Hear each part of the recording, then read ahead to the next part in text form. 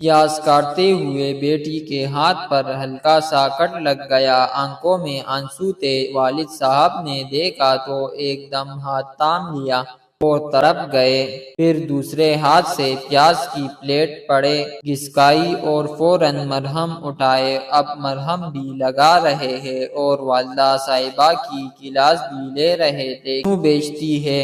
آخر اسے کچن میں ہزار بار کہا ہے کہ اسے کوئی کام نہ کرایا کرے۔ اس کی ماں خود سکتے میں بیٹھی تھی، ہاتھ اس کی بیٹی کا جلا تھا اور کرب اس کی آنکھوں میں نظر آ رہی تھی۔ ماں کہنے لگی، میں کہاں خوشی سے بیچتی ہوں، مگر کل کو اس کی شادی ہونی ہے، لوگ کیا کہیں گے؟ ماں نے کچھ بھی نہیں سکھایا۔ اس کی ماں بہت دکھی لہجے میں وضاحت دے رہی تھی۔ والد صاحب کہنے لگے، ہاں تو کہتے رہے لوگ جو ان کو کہنا ہے، مگر اب یہ کچن میں نہیں جائے گی۔ والد صاحب نے اپنی بیٹی کو بے ساختہ گلے لگایا اور اماں کو وارن بھی کر دیا۔ بیٹی کو خوش ہونا چاہیے تھا، مگر نہیں ہوئی۔ وہ بس اماں کے ہاتھ دیکھ رہی تھی، جن کے انگوٹھے سبزیاں کاٹ کر نشان زدہ ہو گئے تھے۔ کتنی ہی بار ان کا ہاتھ جلا تھا، سیاہ داغ نما نشان موجود تھے، البتہ زخم مکمل ہو چکے تھے۔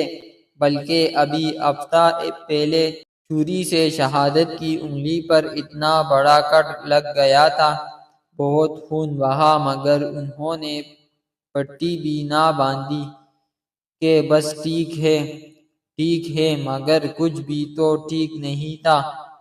اس کے والد صاحب کو کوئی بتائے کہ اس کی بیوی بھی تو کسی کی بیٹی ہے۔ ان کے ابا نہیں رہے تو کیا ہوا، ان کے شوہر تو ماشاءاللہ حیات ہیں۔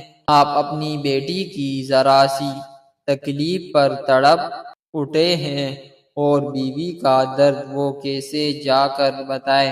وہ کون محسوس کرے گا؟ وہ کسی کی بیٹی نہیں ہے کیا؟ ام المؤمنین حضرت عائشہ رضی اللہ تعالی عنہا کہتی ہے کہ رسول اللہ صلی اللہ علیہ وسلم نے فرمایا، تم میں سے بہتر وہ ہے جو اپنے گھر والوں کے لیے بہتر ہو، اور میں اپنے گھر والوں کے لیے سب سے بہتر ہوں۔ اگر دنیا کے تمام مرد جس طرح اپنی ماں، بہن اور بیٹی کے لیے حساس ہوتے ہیں، بالکل اسی طرح بیوی کے لیے بھی فکر مند ہو جائے تو کتنی ہی عورتیں حقیقتاً جی اٹھے گی۔